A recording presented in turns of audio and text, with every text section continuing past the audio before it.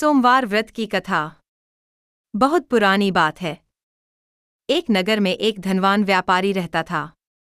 उसके पास सब कुछ था, पर संतान नहीं थी।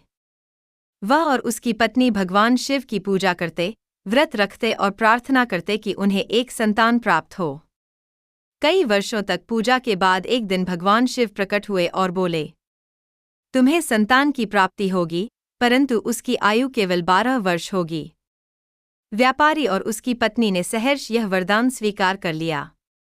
कुछ समय बाद उन्हें एक सुंदर पुत्र प्राप्त हुआ। उन्होंने उसका पालन पोषण बड़े प्रेम से किया। जब वह 11 साल का हुआ, तब उसके पिता ने उसे काशी, वाराणसी पढ़ाई के लिए भेजा। साथ में कई नौकर, सामान और एक ब्राह्मण भी भेजा।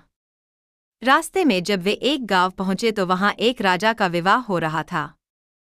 लेकिन कुछ कारणों से विवाह रुक गया था क्योंकि दूल्हे के चेहरे पर दाग था। तब ब्राह्मण ने सुझाव दिया कि यह बालक, व्यापारी का पुत्र, सुंदर है।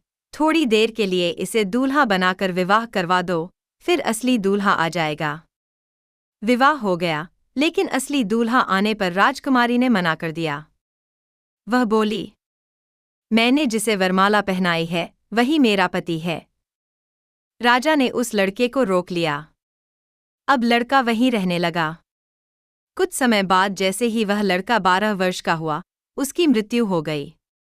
राजा दुखी हो गया। उसकी पत्नी, राजकुमारी, रोज भगवान शिव की पूजा करने लगी और सोमवार व्रत रखती रही। भगवान शिव प्रसन्न हुए और उन्होंने उस बालक को पुनः जीवन दे दिया। तब से यह व्रत अत्यंत फलदायी माना जाता है। इस व्रत को जो श्रद्धा से करता है, उसकी हर इच्छा पूरी होती है और भगवान शिव उसकी रक्षा करते हैं।